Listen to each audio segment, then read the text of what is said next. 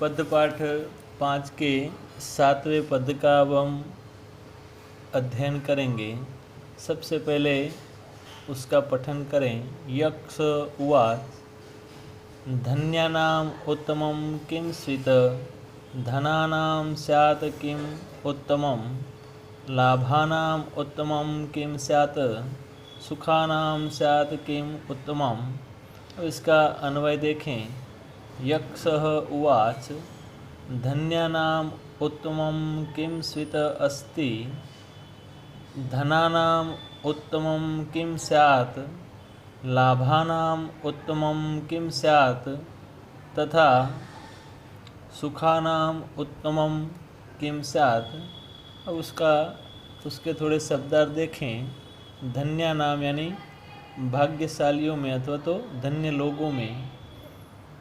अब अन्वय के हिसाब से इसका अनुवाद देखें।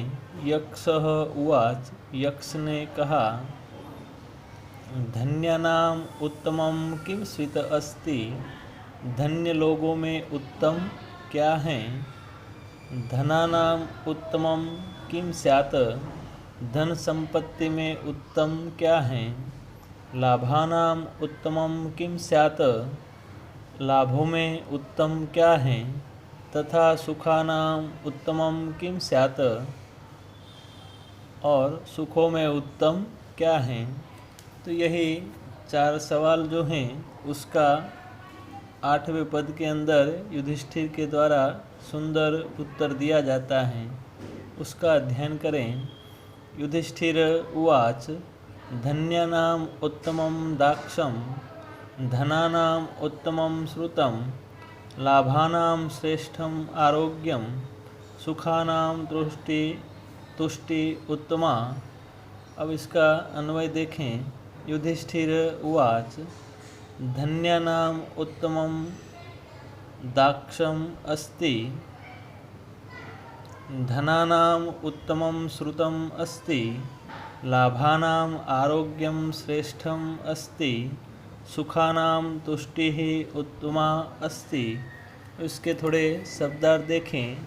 दाक्षम यानी कुशलता अथवा तो दक्षता, श्रुतम यानी ज्ञान, तुष्टि यानी संतोष। अन्वय के हिसाब से अब इसका अनुवाद देखें। युधिष्ठिर उवाच युधिष्ठिर ने कहा धन्यानाम् उत्तमं दाक्षम अस्ति सौभाग्यशाली मानवों में उत्तम दक्षता अथवा तो कुशलता है। धनानाम् उत्तमं श्रुतम् अस्ति धन संपत्ति में उत्तम ज्ञान है। लाभानाम आरोग्यम श्रेष्ठम अस्ति लाभों में उत्तम आरोग्य है। सुखानाम तुष्टि उत्तमा अस्ति एवं सुखों में उत्तम अवसर संतोष है। तो यहाँ युधिष्ठिर के द्वारा यक्ष को जो प्रत्युत्तर दिया गया है उसमें उन्होंने कहा है कि जो सौभाग्यशाली अथवा तो जो सद्नसीब मनुष्य होते हैं उनके लिए कुशलता ही सबसे उत्तम होती है, क्योंकि कार्य कुशलता के जरिए ही व्यक्ति अपने किसी भी प्रकार के कार्य में वो सफलता हासिल कर सकता है और मन चाहे धन संपत्ति भी ऐसे प्राप्त कर सकता है।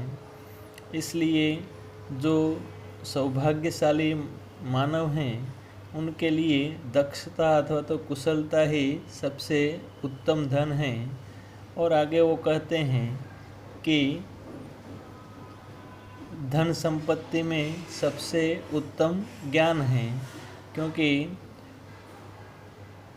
ज्ञान ही एक ऐसी चीज़ है कि जिसका व्यय करने से उसमें से वृद्धि होती रहती है।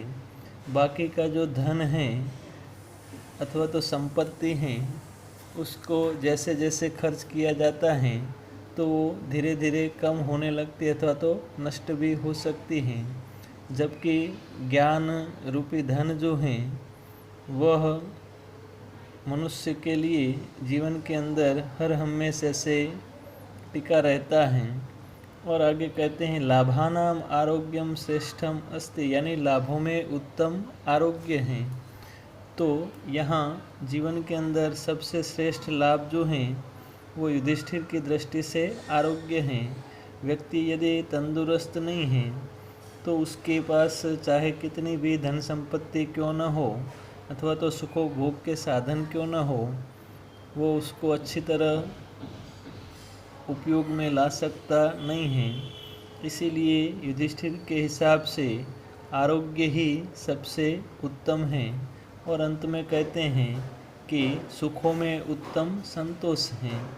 तो यहाँ संतोष को ही युधिष्ठिर सभी सुखों में उत्तम मानते हैं, क्योंकि मनुष्य जो हैं उसके अंदर यदि संतोष नहीं है तो उनके पास चाहे कितने भी सुखोभोग के साधन क्यों उपलब्ध क्यों न हो, फिर भी वह ऐसे अन्य संपत्ति अथवा तो सुखोभोग के साधन प्राप्त करने के लिए अविरत से चिंतित और दुखी बना रहता है।